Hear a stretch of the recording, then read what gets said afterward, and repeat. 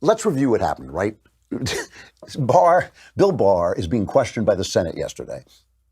And the day before he's going up to talk to the Senate, amazingly, astoundingly, someone leaks Robert Mueller's letter to the Washington Post. No one asks who leaked it. Why was it leaked right now? Why is the Washington Post allowing it where democracy dies in blithering sanctimony? Why is the Washington Post publishing the letter? It's fine that they publish the letter, but without putting it in the context of, oh, somebody's putting a hit out on the Attorney General, right? Obviously, this is a political hit. And what's the letter say? The letter says, oh, you put out a summary.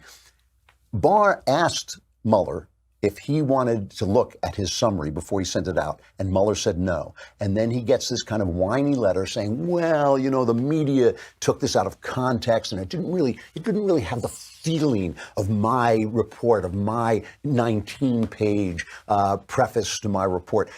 I mean, look, it's pretty clear that Mueller doesn't like Trump, that Mueller wanted to get Trump, but he couldn't turn this dead horse into a pony. He just couldn't do it. It just wasn't going to happen. There was no Russian collusion, and he couldn't really get him on obstruction. So he wasn't going to put his reputation in the crapper, basically, to get Donald Trump, but he wanted to hurt him as much as possible. The New York Times said it. The New York Times said Barr took control of the narrative, because that is what the Democrats are worried about. When I say the Democrats, I mean the New York Times, I mean the Washington Post, I mean all of these people who are working for the Democrats, because they ain't asking any questions about what the Democrats did. All right, so Barr goes before the Senate, and he tells them, yeah, he got this letter from Mueller, and he called Mueller up. Here he is talking to Richard Blumenthal. This is cut number 3. I said, Bob, what's with the letter? Why don't you just pick up the phone and call me if there's an issue? And he said that they were concerned about the way the media was playing this and felt that it was important to get out the summaries, which they felt would put their work in proper context and avoid some of the confusion that was emerging. And I asked him if he felt that my letter was misleading or inaccurate. And he said no, that the press, he felt that the press coverage was, and it was, and that a more complete picture of his thoughts and the context and so forth would deal with that. Who cares? By the way, who cares what Mueller thinks? Mueller's job is to go out and make recommendations. He didn't even do his job. He didn't even make a recommendation about obstruction of justice, so Barr had to make the recommendation. But he works for Barr. He brings this thing into Barr. He makes a recommendation. Barr decides what to do with that recommendation. He said there was no Russian collusion. After that, everything else is absurd anyway. So now we've got to really question. We really have to question the integrity of this man who said that there was no Russian collusion, which is in the report, and who said that he was not going to charge Trump with obstruction of justice. We really have to question. So here's Blumenthal questioning him about whether or not there were notes on this telephone call. Did anyone, either you or anyone on your staff, memorialize your conversation with Robert Mueller? Yes. Who did that? There were notes taken of the call. May we have those notes? No. Why not? Why should you have them? I'll tell you, we got to end this, but I'm going to write a letter to Mr. Mueller, and I'm going to ask him, is there anything you said about that conversation he disagrees with? And if there is, he can come and tell us. It's Lindsey Graham, who's been great about all this, by the way, because this is getting absurd. So, all right, so that's the thing. And at one point in another hearing, Barr had said something about the fact that, Mueller had no complaints about my letter about his report. And so now they turn. So anyway, the thing is, that's basically the story. What you just saw is the story. Mueller wrote a letter. Barr called him up. Mueller said, well, the letter was true, but I just wanted my feelings, my context to be put before you all. And so this is what they turned it into. I'll just take one example because they were all doing it. Here's Mazie Hirano from Hawaii. She's the woman, remember, who says men should shut up and we should ban all jets and then you can just build a train to Hawaii. This is the level of intelligence of this woman, and here she is unleashing on the Attorney General. When you finally did decide to release the report over a congressional recess and on the eve of 2 major religious holidays, you called a press conference to once again try to clear Donald Trump before anyone had a chance to read the special counsel's report and come to their own conclusions. But when we read the report, we knew Robert Mueller's concerns were valid and that your version of events was false. You used every advantage of your office to create the impression that the president was cleared of misconduct. You selectively quoted fragments from the special counsel's report, taking some of the most important statements out of context and ignoring the rest. You put the power and authority of the Office of the Attorney General and the Department of Justice behind a public relations effort to help Donald Trump protect himself. Finally, you lied to Congress. You told Representative Charlie Crist that you didn't know what objections Mueller's team might have to your March 24th so-called summary. You told Senator Chris Van Hollen that you didn't know if Bob Mueller supported your conclusions. But you knew. You lied. And now we know. Wow, that is really telling. You know, he's telling that. I mean, so. I mean, unbelievable. And just to show you, of course, that the Democrats and the media are the same person. And the reason it's important that the Democrats and the media are the same people, okay, that they're the same party. They're just one party, one of them wearing a press card in his fedora and the other one sitting in the committee. But they're just the same. It's just the same party. And the reason it's important is because something really bad might have happened here. I can't say for sure that the FBI targeted Donald Trump at Obama's behest, but come on. I mean, you don't have to be Sean Hannity. I know Sean Hannity is always on one side. You know, I like Sean a lot, but he's always on one side. But it just looks very suspicious here. I mean, questions that aren't being asked. When did this investigation really start? There is evidence now that it started way before the Papadopoulos thing happened. That's what they're saying. Oh, Papadopoulos made this comment. There are questions about whether even what Papadopoulos said was fed to him, so he would say these things. All of this. But here's the media just echoing. We'll take Joe Scarborough as representative of it. Here's the media just echoing this Democrat line. Mike Barnacle, you look at this testimony yesterday. Again, when Barr is saying a president, if he doesn't like an investigation, if he thinks he's wrongly accused, he can shut it down. I mean, that's how autocrats think. That's how lawyers for autocrats talk. You look at everything else that Barr did yesterday, stumbling and hesitating, the lies that he told in front of everybody. I understand that it doesn't make political sense to impeach Donald Trump, but for the life of me, I don't know why Democrats would not start gathering evidence to impeach this man.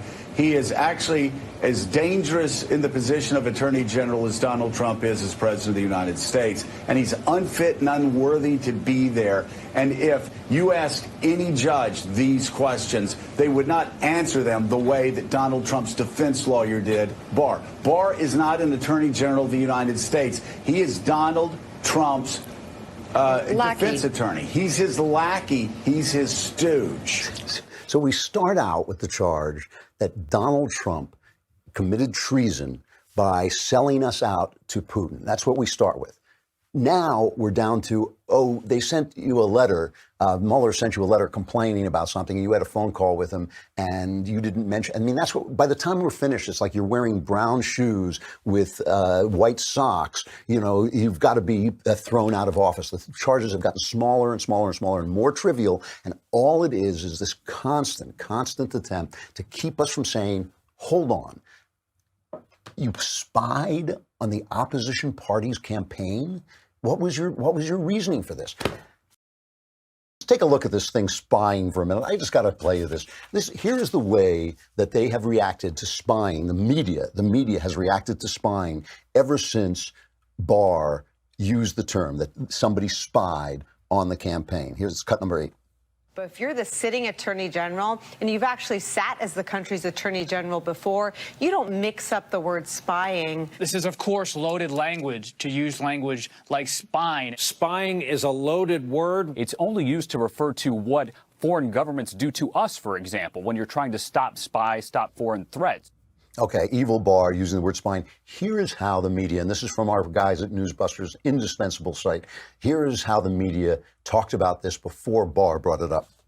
Sources tell CNN that famous or infamous dossier, depending on your partisan stripe, that it was used by the FBI to help obtain a warrant to spy on a former Trump associate. This memo delves into the secretive process under which the FBI obtains a warrant to essentially spy on Americans suspected of acting as a foreign agent. This FISA warrant to surveil, to spy on Carter Page, is in October 2016. The application to spy on Carter Page was 50 pages long. When they spied on former Trump campaign advisor Carter Page. The application to spy on Page was approved by the president's own deputy attorney general. This spying on Carter Page. And in fact, they didn't start spying on him until a month after he left the Trump campaign. What if a judge would have decided to reject this warrant for spying on Page? The spying on Carter Page. Warrant applications to spy on. FISA warrant to spy on. A warrant to spy on. Warrant to spy on former Trump campaign advisor Carter Page.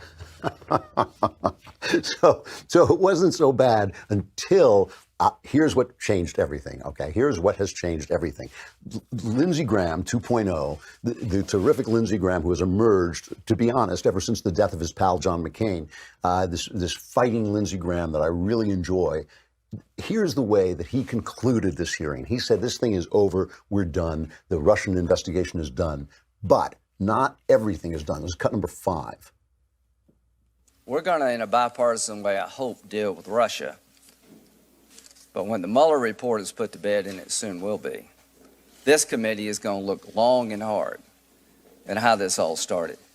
We're going to look at the FISA warrant process. Did Russia provide Christopher Steele the information about Trump that turned out to be garbage that was used to get a warrant on an American citizen? And if so, how did the system fail? Was there a real effort between Papadopoulos and anybody in Russia to use the Clinton emails stole by the Russians, or was that thought planted in his mind? I don't know, but we're going to look. And I can tell you this, if you change the names, y'all would want to look too. Everything I just said, just substitute Clinton for Trump. So if you substitute Clinton for Trump, you start to understand that the person who colluded with Russia was Hillary Clinton. Now, she's not an asset. I'm not accusing her of treason. I'm seriously not. But this is bad stuff. It is bad when an administration uses the federal law enforcement arm to spy on the opposition campaign. I feel I'm beginning to feel like this kind of like crazy men in the wilderness, shouting in the wilderness, because I think like this is so obvious. It's so obviously bad. It may not be as bad as it looks. I can believe that. It's not proved. It's not shown. But certainly I'm a reporter. These are the questions I would begin asking. So Lindsey Graham asks Barr if he shares these concerns. Do we have that cut? Yeah. Do you share my concerns about the FISA warrant process? Yes. Do you share my concerns about the counterintelligence investigation, how it was opened and why it was opened? Yes.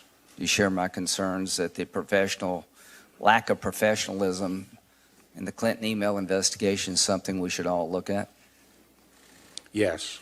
Okay. Do you expect to change your mind about the bottom line conclusions of the Mueller report? No. Do you know Bob Mueller? Yes. Do you trust him? Yes. How long have you known him? 30 years, roughly. You think he had the time he needed? Yes. You think he had the money he needed? Yes. You think he had the resources he needed? Yes. You think he did a thorough job? Yes, and I think he feels he did a thorough job and had adequate evidence to make the calls. Do you think the president's campaign in 2016 was thoroughly looked at in terms of whether or not they colluded with the Russians? Yes. And the answer is no, according to Bob Mueller. That's right. So, this is to me what this is all about. It is about the fact that these guys are now going to turn their attention on how this investigation got started. And before that happens, the Democrats and the press, but I repeat myself, want to discredit Bill Barr. But you know, they've got the Horowitz investigation, the Inspector General's investigation coming first. They can't discredit him because he's been praised by all sides as an impartial observer. So really, I think that this is just this kind of increasingly hysterical attempt to protect an effort that really was wrong and corrupt. The abuse of the federal government and the federal arm of law enforcement to investigate an opposing campaign. And again, you can love Donald Trump, you can hate Donald Trump, but that is wrong. It's corrupt. It's un-American.